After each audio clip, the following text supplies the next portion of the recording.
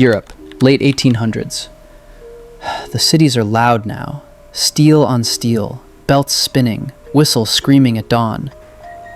Factories run on the clock, and the clock is ruthless. Coffee is everywhere.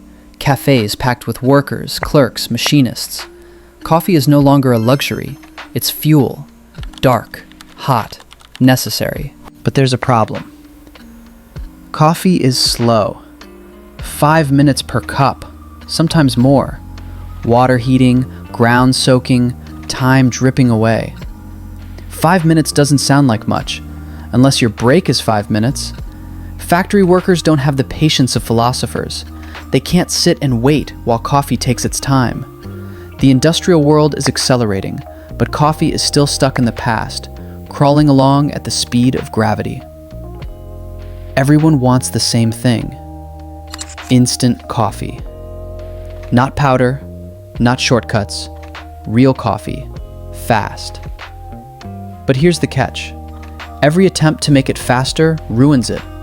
Too bitter, too weak, burnt, flat, lifeless. Speed kills flavor. Or so it seems. Inventors argue, cafe owners complain, workers fume. How do you make coffee immediate without destroying its soul? Then a word starts circulating.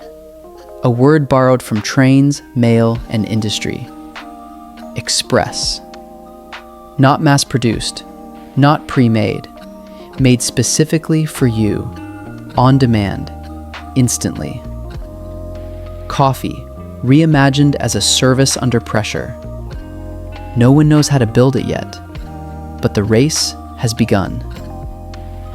The first people to attack the problem weren't baristas. They were inventors. Men who looked at coffee and didn't see a drink. They saw a mechanical challenge. In the late 1800s, one of the earliest was Angelo Moriando. His idea was radical for its time. Stop waiting for water to drip and force it through coffee using steam pressure. Speed wasn't a side effect, it was the goal.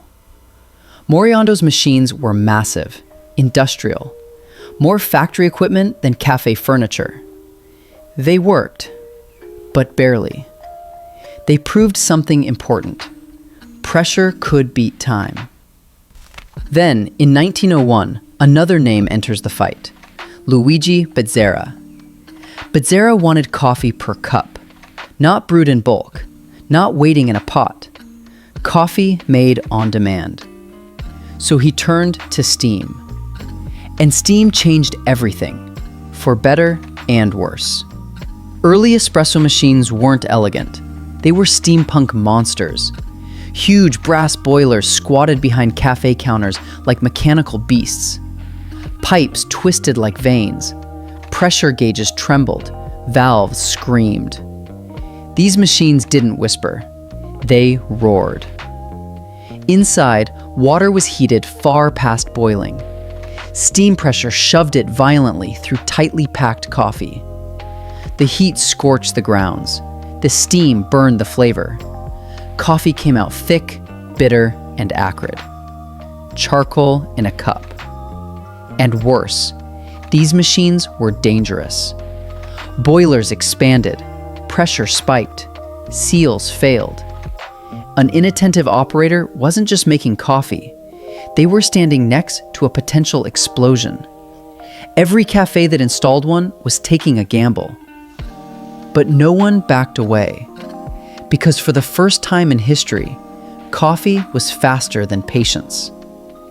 It wasn't good yet. It wasn't safe yet. But it was something new. And once steam entered the cafe, there was no going back. By the late 1930s, espresso had a reputation problem. It was fast, but harsh. Powerful, but burnt. Steam had won the speed war and lost the flavor battle. Then, one man changed the rules.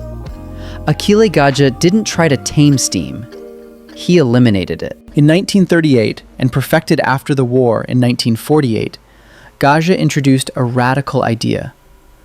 What if pressure didn't come from boiling water at all? What if it came from muscle and mechanics? Gaggia built a machine with a spring-loaded piston, a lever mounted on the front. When the barista pulled it down, a spring compressed. When released, that spring drove hot water through the coffee puck at astonishing force. 8 to 10 bars of pressure. No steam touching the coffee. No superheated burn. Just controlled violence. The cafe changed overnight. Baristas weren't just servers anymore. They were operators, pulling levers, timing shots, feeling resistance. And then something unexpected happened. When the coffee poured, it didn't look like coffee. A thick golden foam formed on top, dense, creamy, alive. Customers stared. Some recoiled.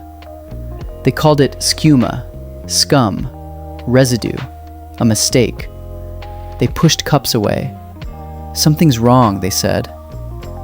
But Gaggia understood what he was seeing. This wasn't contamination. It was emulsified oils, trapped gases, flavor made visible. So he gave it a name. Not foam, not scum. Cafe Crema. A luxury, a signature, proof of modern extraction. Slowly, skepticism turned into curiosity. Curiosity into desire. People started asking for that coffee, the one with the golden crown. Crema didn't just change how espresso looked, it changed how it was judged. Now coffee could be evaluated instantly, by sight alone. From that moment on, espresso was no longer just fast coffee. It was a different species entirely. Steam had built the machine, but the lever and the pressure behind it changed coffee forever. 1961. The lever era had a flaw no one liked to admit. Espresso still depended on the operator. Strength mattered, timing mattered, consistency was fragile. Perfect espresso was still a skill, not a guarantee. Then came the machine that removed muscle from the equation. The Faima E61 didn't hiss with steam or demand brute force. It hid its power inside an electric motor, a motorized pump. For the first time, water was pushed through coffee at a constant, unwavering pressure. No levers, no guesswork, no heroics. Flip a switch, the machine did the work. This was the real industrialization of espresso. Consistency changed everything. Now espresso didn't require a master operator. It required electricity. Italian espresso culture escaped Italy. It crossed borders, landed in the UK, then America. Howard Schultz walked into Italian cafes and saw something the US didn't have yet. Not just coffee, but culture powered by machines. He didn't invent it, he copied it. Bars instead of tables, espresso-based drinks, fast service, familiar rituals. That idea became Starbucks. The pump made espresso scalable. Scalability made it global. From a violent struggle with steam to a quiet electric hum. By 1961, espresso stopped being an art practiced by the few. It became a system. And systems are how revolutions spread. Today, the battle hasn't stopped. It's just moved into the lab. Welcome to the third wave. Coffee is weighed to the 1/10 of a gram. Pressure curves are graphed. Extraction time is dissected. Baristas speak in ratios now, dialing in yield, flow rate. Modern machines don't just push water, they profile pressure. Nothing is left to chance. And yet, something familiar remains. Because all this science exists for the same reason it always did. Speed without sacrifice. Intensity without bitterness. Flavor pulled from chaos. Espresso has become a controlled experiment. Every shot a test. Every adjustment a hypothesis. You taste the result instantly. But perfection is never permanent. Beans change, humidity shifts, machines drift. The variables fight back. They always do. That's why the obsession never ends.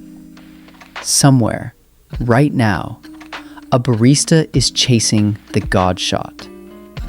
That impossible pull where balance, sweetness, and power collide. It can't be bottled. It can't be stored. It only exists now. Espresso was born from pressure, and it still lives there. A science experiment in a cup.